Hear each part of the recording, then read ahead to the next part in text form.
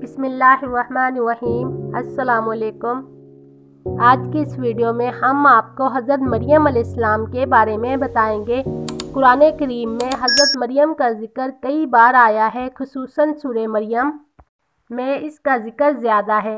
आपके पैदा होने से पहले आपकी वालिदा ने अल्लाह से मन्नत मानी कि मेरे यहाँ औलाद होगी तो इससे दुनिया का कोई काम न लूँगी और इसे अल्लाह ताला की नज़र करूँगी ताकि तमाम उम्र इबादत इलाही करता रहे। मगर जब लड़के की जगह हज़रत मरियम पैदा हुई तो आपकी वालिदा को बहुत रंज हुआ कि अब मैं अपनी मन्नत कैसे पूरी करूं।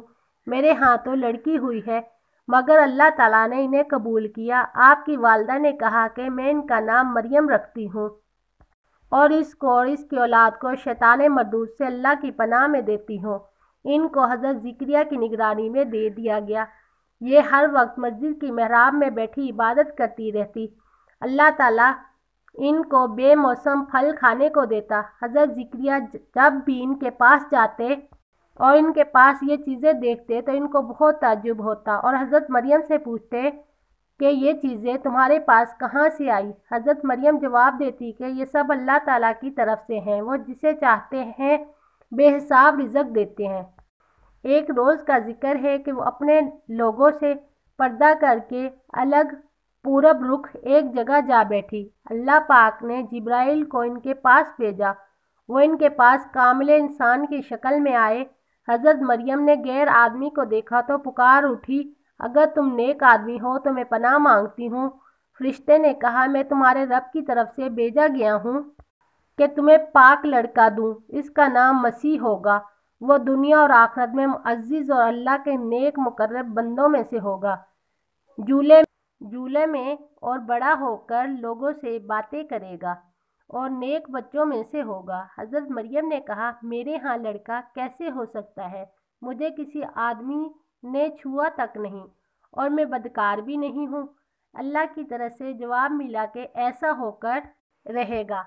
हम इसको लोगों के लिए निशानी बनाएंगे और अपनी रहमत का ज़रिया करार देंगे। इसको किताब, अक्ल और दानाई, तौरात और अंजील की तालीम देंगे और इसे नबी इसराइल की तरफ रसूल बनाकर भेजेंगे। इसके बाद जिब्राइल ने इनके गिरेबान में फूंक मार दी, जिससे हज़रत मरियम को हमल ठहर गया। वो दूर एक मकान में चली गई। उन्हें दर्द हुआ और वो इस दर्द की वजह से खजूर के एक दरख्त के नीचे चली गई और इन्हें आवाज़ आई कि तू गम न कर, रब ने तेरे पास पानी का चश्मा बहा दिया और खजूर की जड़ पकड़कर अपनी तरफ हिला। तुझ पर पकी पकी खजूरें गिर पड़ेंगी। तू खजूरें खा और चश्मे का पानी पी। बेटे को देखकर अपनी आंखें ठंडी कर। फिर अगर किसी आदमी को एतराज़ करना देखे तो कह देना कि मैंने रब के लिए रोज़े की मन्नत मानी है, इसलिए मैं किसी से बात न करूँगी। हज़रत मरियम अपने बच्चे को लेकर कौम के पास आई तो उन्होंने देखकर कहा, तूने बहुत बुरा काम किया। तेरा बाप और तेरी माँ दोनों में से कोई भी बदचलन ना था। अपने बेटे की तरफ इशारा किया, मगर इन लोगों ने कहा कि हम इस गोद के बच्चे से किस तरह बात करें।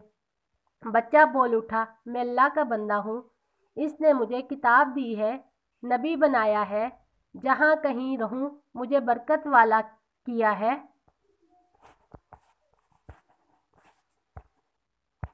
जब तक जिंदा रहूं मुझे नमाज और रोज़े का हुक्म दिया है। अपनी माँ के साथ भलाई करने वाला बनाया है, सरकश और बदबख्त पैदा नहीं किया।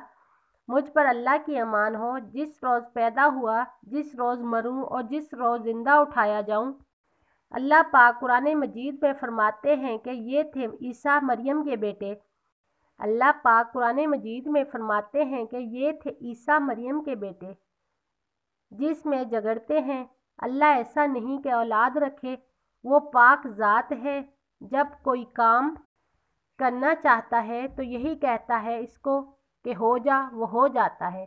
ईसाई कहते हैं कि हज़रत ईसा अलैहिस्सलाम खुदा के बेटे थे।